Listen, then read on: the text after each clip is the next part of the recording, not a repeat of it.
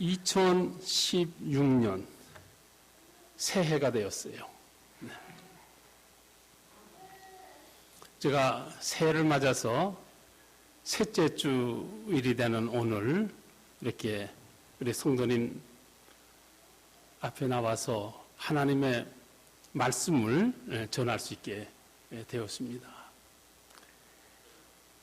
성도 여러분 가정에 하나님의 축복과 평강이 함께 하시기를 주님의 이름으로 기원드립니다. 그리고 2016년이 밝고도 보람된 한 해가 되기를 간절히 소망합니다. 우리가 새해를 맞게 되면 매년 반복되는 것이긴 하지만 새해를 변화의 기회로 삼고 싶어 하는 것입니다.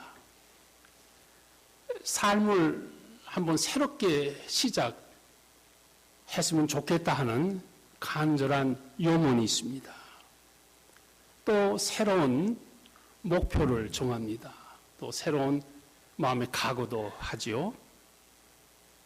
그러나 엄밀하게 말하면 새해라고 해서 2015년과 2016년이 달라진 것은 아무것도 없어요.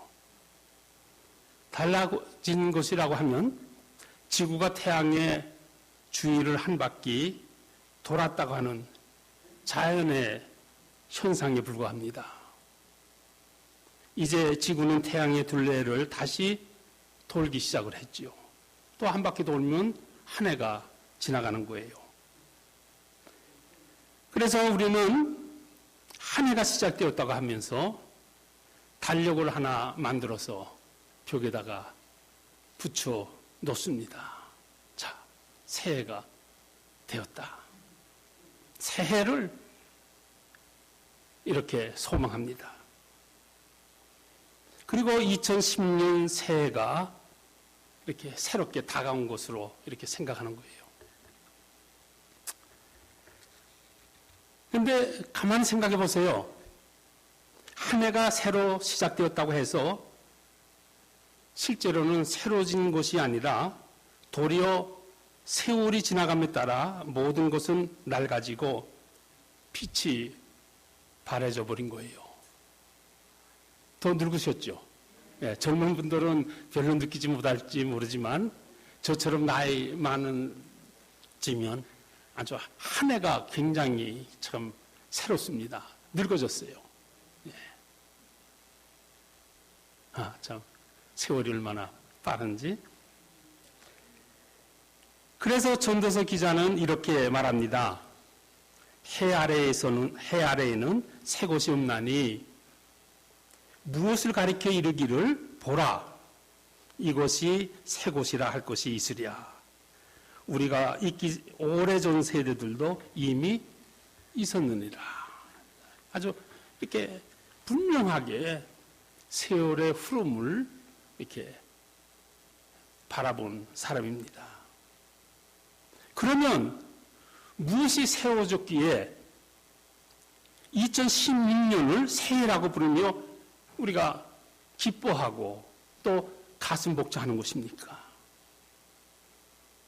그것은 2016년을 바라보는 우리의 마음 때문이에요. 마음. 네. 달라진 것은 아무것도 없어요. 그런데 한 해를 바라보는 우리의 마음의 눈이 달라진 거예요. 우리가 마음으로 2016년을 새롭게 볼 수 있기 때문에 우리는 금년을 새해라고 부르는 것입니다.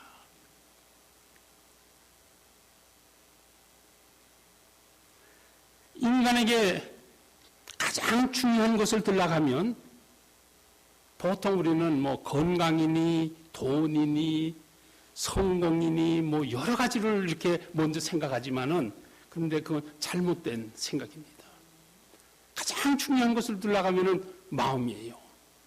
마음이 왜 이렇게 중요한지를 오늘 우리 성도님들에게 제가 이 설교 말씀을 통해서 한번 함께 나누고자 하는 것입니다. 우리의 마음, 보이진 않지만은 하나님께서 인간에게 주신 가장 귀한 선물입니다. 깨달으시기 바랍니다. 마음이 자신과 자신의 삶에 그리고 다른 사람의 삶에 얼마나 중요한지 우리는 알 수가 없습니다. 그래서 오늘은 새해를 맞이한 성도님들에게 다른 무엇보다 마음에 대해 말씀을 함께 나누기를 원합니다. 유대 사람들은 인간의 생각, 의지, 그리고 감정은 마음의 자리를 잡고 있다고 이렇게 생각을 했습니다. 그래서 성경을 읽어보시면은 그런 사상이 나타나고 있는 거예요. 그런데 그것은 맞는 말입니다. 한 해를 새롭게 생각하고 새롭게 바라보는 것도 마음이고, 새해를 기뻐하며 감사하는 것도 마음이며, 새해에 새로운 계획을 세우는 것도 마음이고, 새로운 목표를 정하고 매일 그 목표에 따라 살겠다고 새해 결심을 하는 것도 마음에서 생기는 것입니다. 인간은 감정적인 동물인데 감정은 마음에서 생기는 현상입니다. 좋은 일이 생기면 우리는 기뻐하고 웃습니다. 그때 우리는 마음이 기쁘고 즐겁다고 하는 거예요. 일이 뜻대로 잘 안 되고 힘들고 어려우면 걱정을 하고 괴로워합니다. 또 그뿐이에요. 눈물을 흘리면서 슬퍼할 때도 있습니다. 네. 마음의 무거운 짐.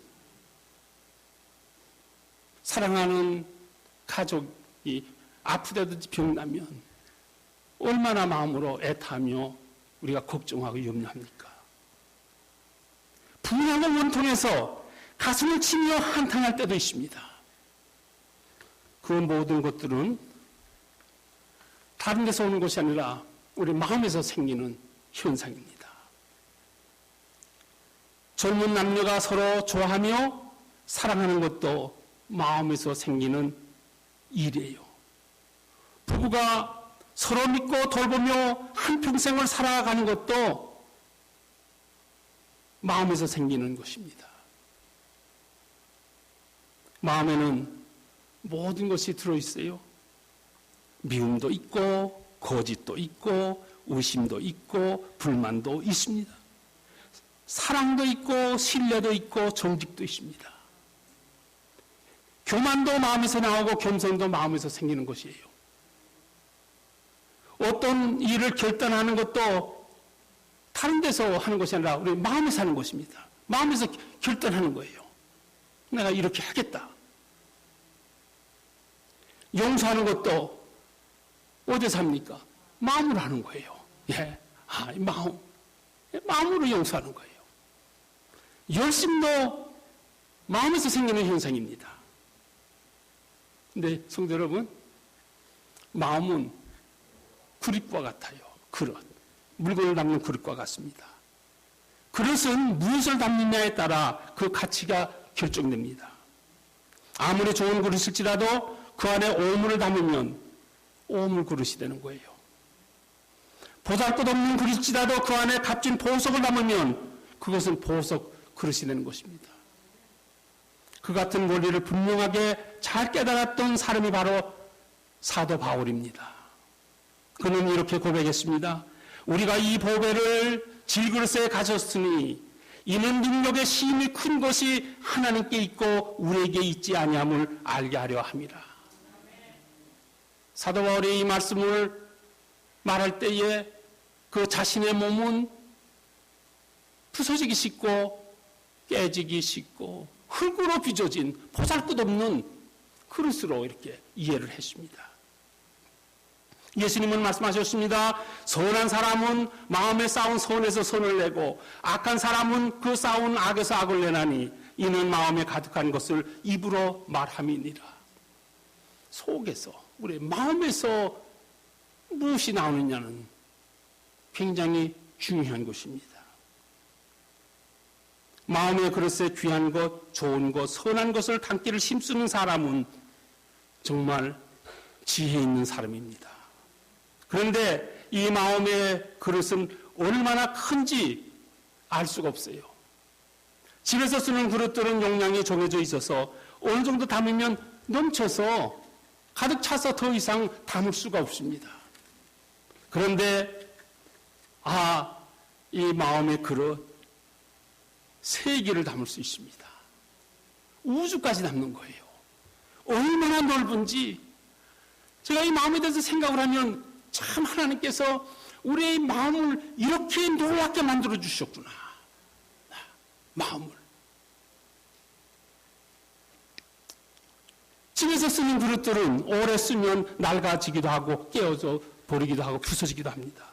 그런데 마음의 그릇은 그렇지가 않아요. 물론 마음도 견딜 수 없을 정도로 힘들거나 어려운 일이 생기면 낙심되기도 하고 산산조각이 나는 경우도 있습니다. 그런데 성도 여러분, 얼마나 감사합니까? 새로워질 수 있는 거예요. 마음은요. 새롭게 이렇게 마음을 되어지는 거예요.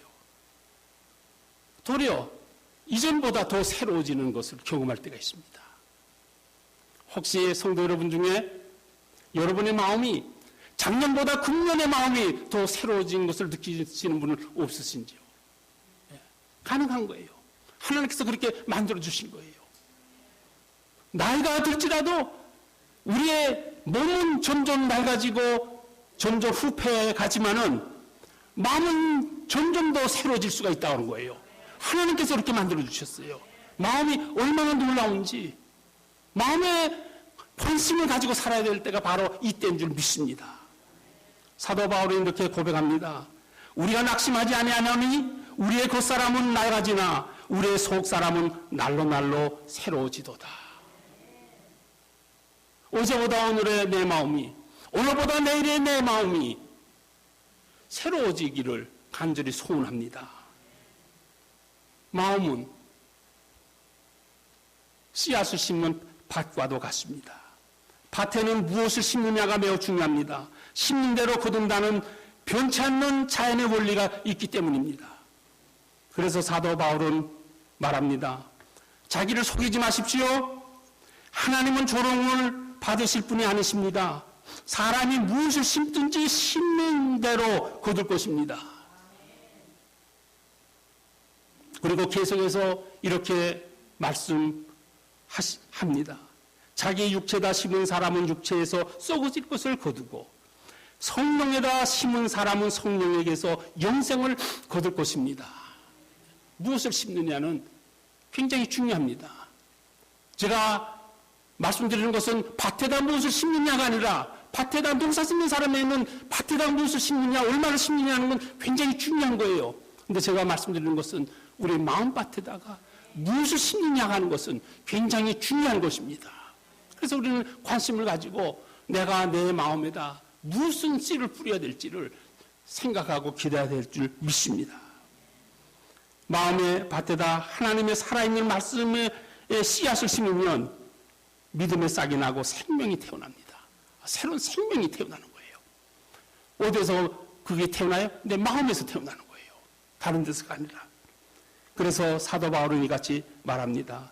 너희가 거듭난 것이 썩어질 씨로 된 것이 아니요 썩지 아니할 씨로 된 것이니 살아있고 항상 있는 하나님의 말씀으로 되었느니라. 하나님의 말씀으로 되었다고 이렇게 얘기를 합니다.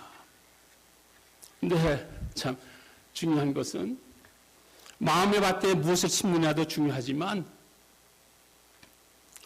싹이 난 것을 어떻게 잘 가꾸느냐도 굉장히 중요합니다. 정원을 가꾸도 잘 가꾸는 것이 필요한 거예요. 근데 성도 여러분, 마음에 대해서 얘기를 하자면 정말 한이 없어요. 그런데 오늘 제한된 시간에서 몇 가지 중요한 것만 우리가 생각하고자 하는 것이니까 마음에는 문이 달려 있습니다. 문이 있어요. 마음의 문은 다른 사람이 열 수가 없습니다. 참 이게 놀란 거예요. 만약에 어떤 사람이 내 마음의 문을 열고 내 속에 들어와 가지고 내 마음을 읽을 수 있다고 하면, 내 마음을 훔쳐갈 수 있다고 하면 이거 얼마나 참 놀라운 황당한 일입니까? 요즘에 아이디 세프트라고 그러잖아요. 예, 사람의 저 사람을 저거 한다고 그러는데 뭐 소셜 시큐리티 남반이 뭐니 이것저것 해가지고서는 그 사람 대신에 이제 그걸 도둑질 해가지고 뭐 쓴다고 그러는데, 근데 그렇게는 할 수 있을지 몰라도 마음은 도둑질 할 수가 없습니다. 예. 어느 누구도 내 마음을 도둑질 해갈 수가 없어요. 혹시 성도 여러분, 마음의 문을 꼭꼭 잠가놓고 사는 사람 만나보신 적 있어요? 예. 참 문제예요. 마음의 문을 꼭 잠가놓은 사람에게는 방법이 없습니다. 예, 정말 방법이 없어요. 예. 우리가 자녀를 양육하면서 가장 힘든 것을 들라고 하면 아이들이 부모의 마음과 뜻을 깨닫지 못하고 자기 마음대로 하는 것입니다. 그래서 부모들이 한탄하지 않습니까? 아니, 제가 내 속에서 나온 자식인데 저렇게 고집을 부리며 부모의 마음도 모르고 저렇게 말을 듣지 않고 있으니 이건 어떻게 하면 좋담? 부모가 원하는 마음이 뭡니까? 그냥 스트레스는 탁탁탁탁 꽂아놓듯이 자기가 하고 싶은 대로 컴퓨터 조작하는 식으로 탁탁 해놓으면 탁 나면 얼마나 좋겠어요. 애들 기르기가 그렇게 좋겠죠. 그런데 이게 아니에요. 예, 이게 아니에요. 그렇게 사정하고 때리기도 하고 울고 불고 하는데도 그 마음이 표현하지 않는 거예요. 마음은 어느 누구도 간섭할 수가 없는 거예요. 강요할 수 없는 거예요. 부모가 자녀의 마음을 마음대로 조종할 수 있다면 아이들 키우기가 정말로 재미있고 쉬울 것입니다. 그런데 그렇지가 않아요. 부모 마음대로 하지 못하는 것이 자식의 마음 아닙니까? 그런데 놀라운 것은 하나님도 우리의 마음을 마음대로 못 하신다는 거예요. 하나님도 우리 마음을 마음대로 들으시지 않으신다는 거예요. 하나님께서 우리 마음을 만들어 주실 적에 참 그렇게 만들어 주셨어요. 예. 그래서 요한계시록 3장 20절은 이렇게 말씀합니다. 볼지어다 내가 문 밖에 서서 두드리노니 누구든지 내 음성을 듣고 문을 열면 내가 그에게 들어가 그와 더불어 먹고 나는 그와 더불어 그는 나와 더불어 먹으리라. 예. 우리 생각에, 인간의 생각이 이렇지 않습니까? 내가 만든 존재인데, 난 하나님이시고, 내가 네 안에 들어가가지고서는 다 이렇게 할 수 있지 않겠는가? 하나님께는 그만한 권리가 있으세요. 그렇게 하실 수 있는 방법도 있으세요. 그런데 하나님께서는 우리 인간의 마음을 얼마나 소중하게 여기시고 귀하게 여기셨는지, 존중하시는지, 마음대로 우리 마음에 들어오지 않는 거예요. 않으시는 거예요. 그리고 우리에게 마음을 열기를 기다리시는 거예요. 만약에 하나님께서 인간의 마음을 마음대로 좌지우지 하셨다면 전도가 무슨 필요가 있습니까? 말씀을 가르치는 일이 뭐가 필요합니까? 그냥 무조건 다 저걸 해가지고 다 하나님 믿는 저거로 만들겠죠. 근데 그렇게 만드시질 않으셨어요. 하나님도.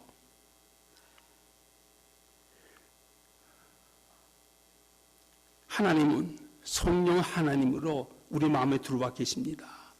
억지로 강압적으로 들어오신 분이 아니세요. 우리가 마음문을 열고 간절한 마음으로 초청할 때에 하나님은 기뻐하시면서 내 마음에 들어오십니다. 이게 놀라운 거예요. 반대로 사탄은 갖가지 술수와 속임수를 써서 우리 마음에 들어오려고 합니다. 그리고 우리 마음에 나쁜 것, 악한 것, 거짓된 것을 뿌리려고 하지 않습니까? 하나님과의 사단의 다른 점이에요. 방심하고 있으면, 잠자고 있으면 사탄은 우리 마음에 마음밭에 가라지를 뿌리는 것입니다. 요한복음 5장 1절부터 18절에 보면 예수님이 베데스다 목가에서 38해 38일 동안 앓는 환자를 고치신 기록이 있습니다. 38년 동안. 거기에 읽어보면 걷지도 못하는 거예요. 들것에 누워 있어서 사람들이 옮겨줘야 걸을 수 있는 중환자입니다. 예수님께서 지나가시다가 이 사람을 보셨어요. 근데 거기는 그렇게 예수님이 보셨다고 하지만 그 사람도 예수님을 뚫어지게 봤을 것입니다. 그 당시에는 예수님이 이 병자들을 고치신다고 하는 참 그 예수님은 특별하신 분이다 하는 것이 널리 알려졌을 때입니다. 아마 뚫어지게 봤을 거예요. 예수님도 그 사람을 뚫어지게 보셨어요. 근데 성도 여러분 아세요? 예수님이 그 환자의 병자한테 뭐라고 얘기했는지요? 이렇게 물으셨습니다. 내가 낫고자 하느냐? 내가 낫고자 하느냐? 아니, 병든 사람이 낫고 싶은 마음이 있죠. 그런데 예수님께서 물으신 그 질문의 요지는 이렇습니다. 네 마음에서 정말 병 낫겠다 하는 간절한 마음이 있고, 그리고 내가 너를 고쳐줄 수 있는 그런 능력이 있는 믿음의 마음이 있으면, 그러면 내가 고쳐주마. 마음을 보신 거예요. 마음을 보신 거예요. 예. 엄밀하게 말하면 기도요. 우리가 하는 기도. 이 기도는 하나님께 마음의 문을 여는 것입니다. 첫 번째로. 예. 우리 성도님들이 기도하실 적에 어떤 마음으로 하시는지 모르지만은 하나님께 기도할 적에 내 마음을 하나님께 엽니다. 내가 세상을 향해서 여는 것도 아니고 다른 어떤 욕심을 향해서 여는 것도 아니고 제가 하나님께 제 마음을 엽니다. 네. 그래서 하나님께 마음을 여는 거예요. 그리고 그 다음에 왜 우리가 그렇잖아요. 하나님은 다 아시는 분이기 때문에 내가 필요한 것, 내가 어떤 처지에 처해 있는지, 내가 어떤 어려움을 겪고 있는지 아시잖아요. 그런데 왜 다 아시고 계시는 내가 왜 그렇게 하나님께 자꾸 몇 번씩 그냥 매일마다 기도하면서 알 필요가 어디 있을까? 어떤 사람도 그렇게 얘기하는 거예요. 그런데 아니에요. 우리의 마음을 드리는 거예요. 마음을 하나님께 드리는 거예요. 간절한 소원의 마음. 하나님밖에 없습니다. 하나님이 도와주셔야 되겠습니다. 하나님만 바라봅니다. 하나님 믿습니다 하는 그 믿음의 마음을 하나님께 드리는 것이 기도인 것입니다. 기도예요. 놀라운 거예요. 기도의 놀라운 능력은 우리 마음을 드릴 적에 하나님의 능력으로 나타나는 줄 믿습니다. 마음이요. 마음 변하는 거예요. 마음. 혹시 이분 중에 나는 마음이 변하지 않아 하고 장담하실 수 있으면 한번 손 좀 들어보세요. 예? 아니에요. 우리가 흔히 듣는 그 사람이 요즘 변했어. 이렇게 얘기를 하잖아요. 근데 그 변했다는 게 무슨 뜻인지 아세요? 마음이 변했다는 거예요. 다른 게 아니라. 그 사람 보니까 옛날엔 조금 어렵고 조금 저거 할 적에는 막 겸손하고 뭐 하더니 조금 뭐가 생기고 조금 지위가 높아지니까 교만해져가지고 참 그 사람 변했어. 이제는 번쩍도 안 해. 그렇잖아요? 예. 마음이 변한 거예요. 젊은 남녀가 서로 만나서 약속할 적에 뭐라고 하는지 아세요? 이렇게 얘기를 하는 거예요. 마음 변하면 안 돼. 예. 마음 변하면 안 돼. 그렇게 얘기하는 그 조의는 뭐에 있어요? 마음 변한다는 거 아니에요. 인간의 마음은 변합니다. 예. 어제가 다르고 오늘이 다르고 내일이 다른 거예요. 인간의 마음은 변하는 거예요. 예. 마음은 변해요. 근데 이 변하는 것이 항상 좋게만 변하면 좋겠는데 이게 나쁘게도 변하는 거예요. 예. 사람의 마음은 나쁘게도 변하고 좋게도 변하고. 예. 이 문제예요. 그러면 어떻게 변해야 되느냐?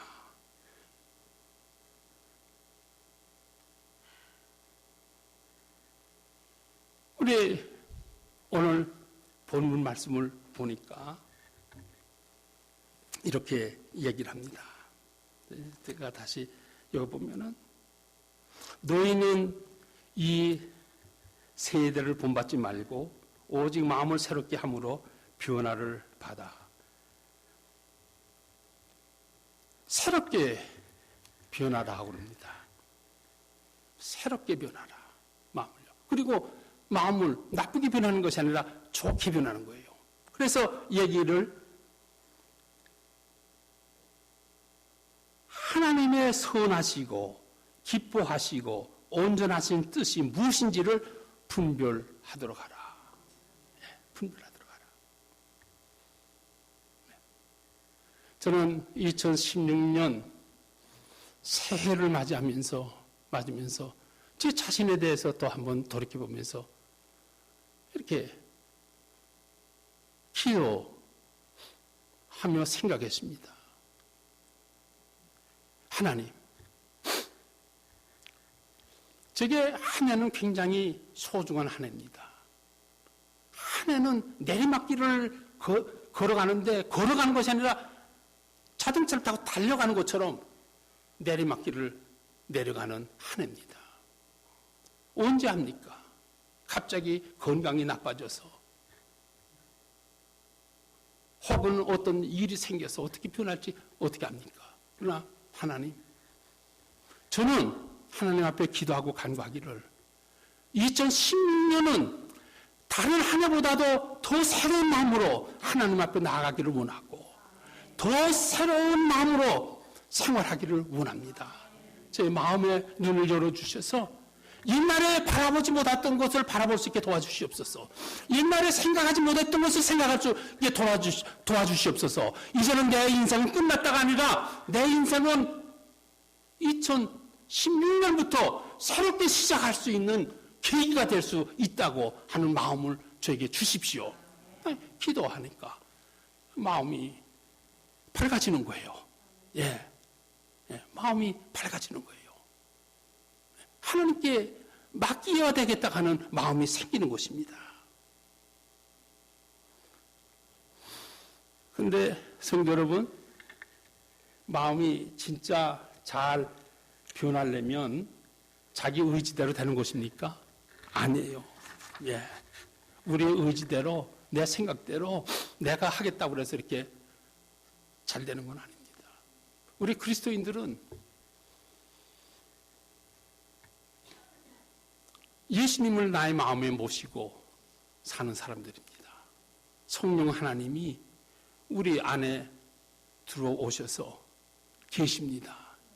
성령님의 놀라신 능력, 성령님의 놀라신 은혜를 힘입어서 성령께서 내 안에서 역사해 주실 적에 우리는 새롭게 변화될 수 있는 줄 믿습니다.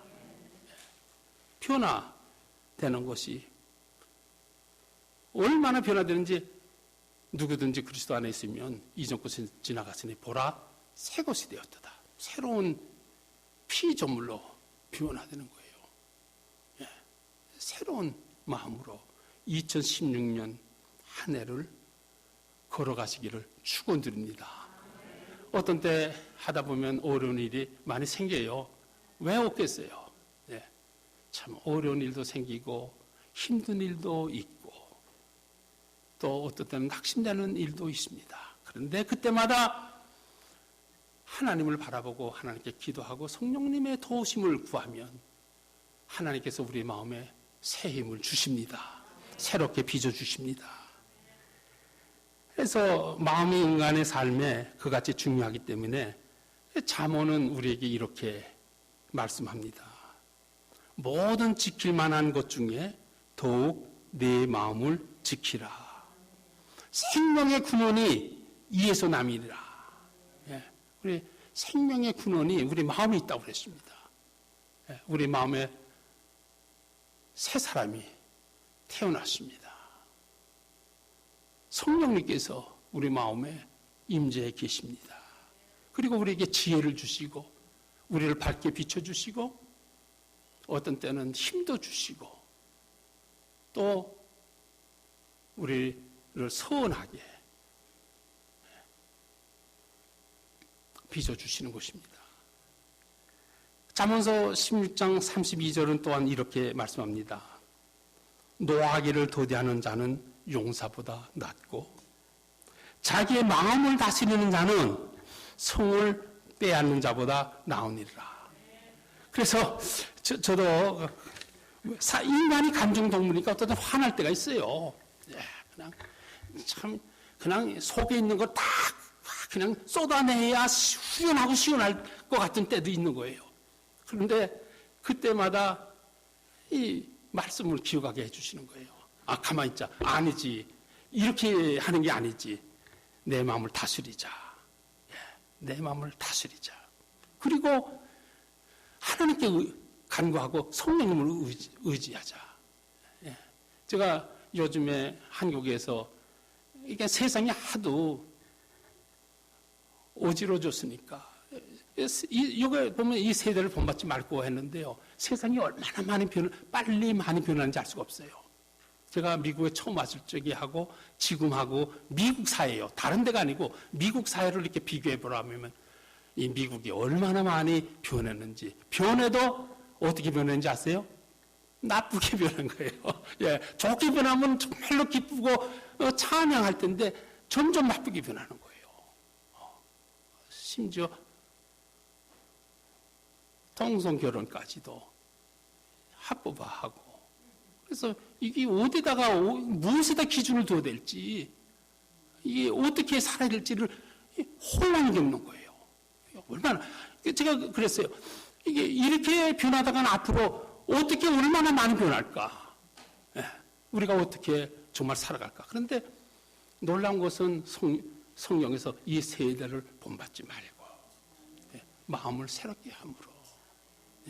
근데 참 세상이 굉장히 많이 변했습니다. 그런데 제가 말씀드리는 것은 요즘에 어쩌다 한국 뉴스를 보면 제가 미국에 오래 살았어도 지금 미국에 사는 연수가 더 긴데 그래도 한국 뉴스를 듣는 것이 싹 쏙쏙 들어오는 거예요. 영어를 들으면 뭔가 다 흘러버려요. 제가 무슨 얘기를 했는지. 그래서 내가 그랬어요. 내가 여기서 몇 년 동안 살았는데 미국 뉴스 하나를 제대로 이렇게 못 들어가지고 지금 무슨 소리를 하고 있는지 이러고 있으니 이게 참 헛살아도 헛살았다. 그런데 그래도 할 수 없어요. 그러니까 이제 한국 뉴스를 들으면은 귀에 쏙쏙 들어오잖아요. 근데 어떤 한 청년이 자기한테 무슨 말하자면 자존심 상하는 얘기를 했다고 그래가지고 보니까 이유는 그거예요. 그래가지고 그것 때문에 싸움이 나가지고 끝난 건 뭐냐면 상대방을 칼로 찔러 죽이는 것으로 끝났더라고요. 이게 한번 생각해 보세요. 이게 이렇게 될 일이에요? 그냥 자존심 마음 하나만 컨트롤하면, 그렇죠?